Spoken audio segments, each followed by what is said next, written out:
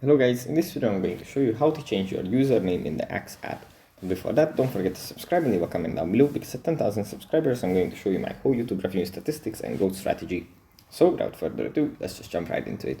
First we have to open up the Axe app, and here it usually opens up in the feed where we have the posts from the people that we follow.